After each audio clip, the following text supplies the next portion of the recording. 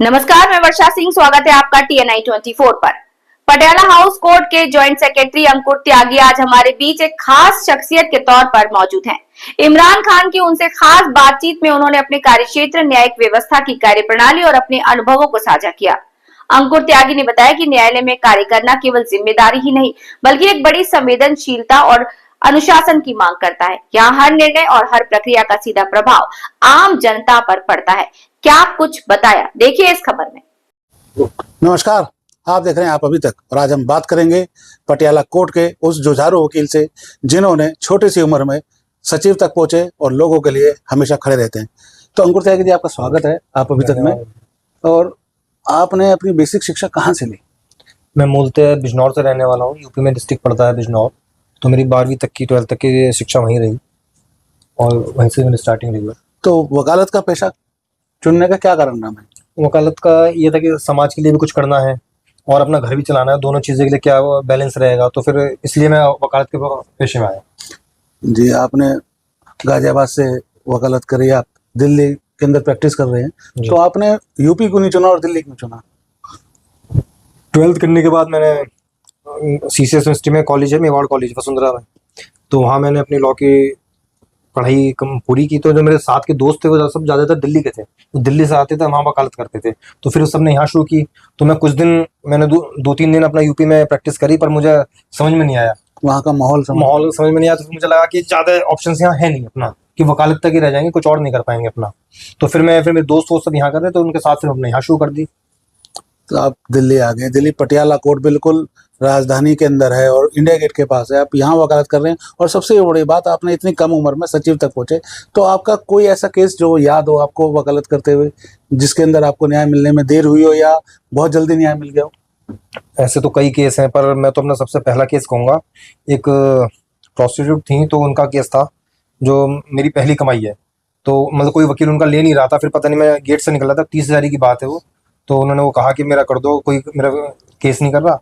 तो मेरे पे उस वक्त काम कम था, तो मैंने सबसे पहला केस उनका करा था और उसी दिन उनकी बेल हो गई। 500 रुपये मुझे जो मिले थे वो मैंने आज तक संभाल के रखा। अच्छा देखो, मतलब आदमी गलत जगह जा सकता है, लेकिन गलत की पैरोकारी जो बेचारी किसी कारणों से काम कर रहे होंगे, उसके लिए कोई वकील खड़ा नहीं हुआ। तो मेरे लिए तो वो लक्ष्मी है। सबसे पहली कमाई मेरी वो हुई थी। तो मैं तो आपने मेहनत करके काम करा और आप जो वकालत कर रहे हैं, अब आप सचिव बन गए हैं, तो पटियाला कोर्ट में किन किन मुद्दों पे बात होती है, कैसे आप लोगों को हैंडल करते हैं? आपको वकीलों को भी हैंडल करना पड़ता है और जनता को भी? हाँ, पूरा रहता है। देखो, पटियाला हाउस में 2 चीज़ है यहाँ शुरू करने का। एक तो मैं सुप्रीम कोर्ट का भी मेंबर हूँ, दिल्ली हाई कोर्ट का भी मेंबर हूँ, दिल्ली हाई कोर्ट में स्टैंडिंग काउंसिल भी हूँ।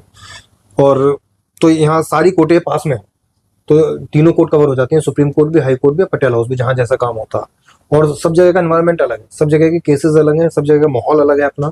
और पटियाला हाउस एक ऐसी कोर्ट है, मैं समझता हूँ दिल्ली में डिस्ट्रिक्ट कोर्टों में आसपास, जो मतलब वकीलों के मुद्दों के लिए सबसे पहले शुरू होती है। कि कोई भी मुहिम शुरू होती है, कोई भी जैसे किसी भी तरह का वो होता है, सबसे पहले पटियाला हाउस उसमें इन्वॉल्व होता है। आप यहाँ पे पटियाला हाउस के अंदर काम कर रहे हैं, आप लोगों से जुड़े हुए हैं, तो समस्याएं उनकी जो उत्पन्न होती हैं, जो लोग समस्या लेके आते हैं, कौन से केस यहाँ पे ज्यादा आते हैं? हमारे यहाँ क्रिमिनल सिविल दोनों जुडिक्शन है, MACT है, एक्सीडेंटल मैटर है, और एयरपोर्ट का है IGI एयरपोर्ट हमारे यहाँ थाना है अपना। जो लोग बाहर जा रहे हैं, जैसे किसी का कुछ सामान पकड़ा गया, कुछ उस टाइम, तो सारा कुछ हमारे यहाँ है। तो काफ़ी काम है, पर परेशानी ये है कि हमारे लिमिटेड एरिया है, जिसमें कोर्ट्स नहीं बढ़ पा रही, जबकि काम बढ़ता जा रहा है।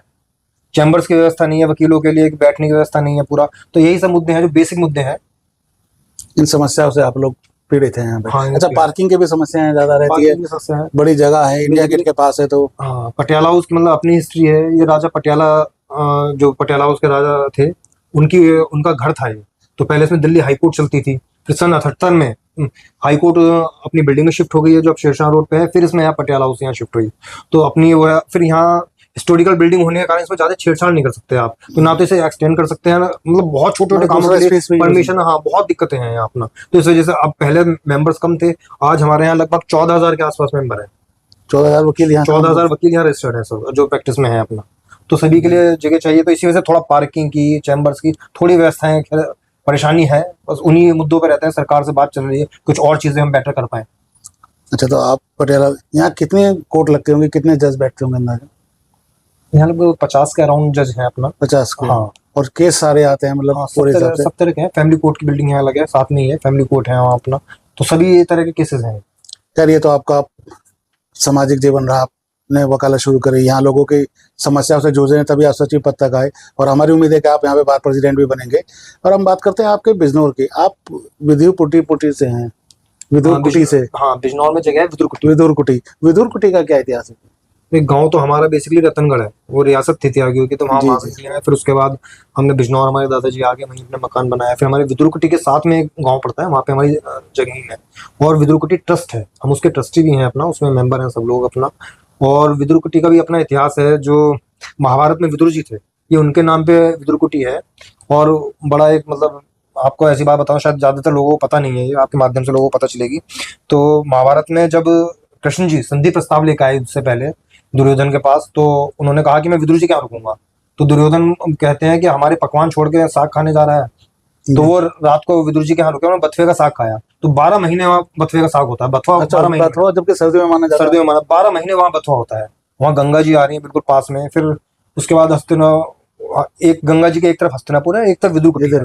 तो जो महाभारत का युद्ध हुआ, तो उसमें जो सैनिक मर गए, उनके विधवाओं के बच्चों को लेके विदुर जी ने जो गंगा पार के जिस स्थान पे वो रहे, उसे विदुरकुटी कहते हैं। तो वहाँ पे हम पे आश्रम है, विदुरकुटी में अपना मंदिर है, गंगा जी हैं, और पुस्तकालय है, बहुत चीजें हैं, स्कूल है, अपनी लैंड है विदुरकुटी पे।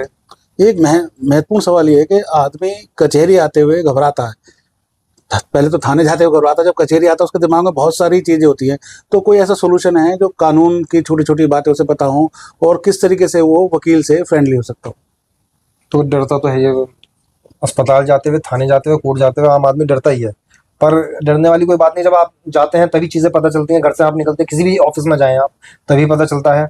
और वकील से फ्रेंडली, तो मैं तो ये कहूंगा कि आदमी को वकील जरूर करना चाहिए।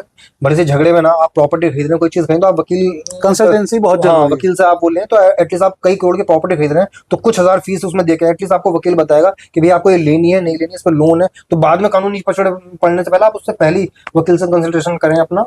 हाँ, क्योंकि ऐसा होता है डॉक्टर और वकील से कोई बात छुपानी नहीं चाहिए, छुपानी नहीं चाहिए। जिससे वो रहता है। तो आप आज का आखिरी सवाल है, आप जनता को और लोगों को क्या संदेश देना चाहते हैं कि वो किस स्थिति में वकील से मिलें, या वकील कितना जरूरी है उनके लिए? तो अब सरकार ने लीगल एड का भी प्रोग्राम शुरू कर दिया है। जो लोग वकील नहीं कर सकते, तो सबको लीगल सुविधाएं दी गई हैं, तो अपना आए वकील कर सकते हैं।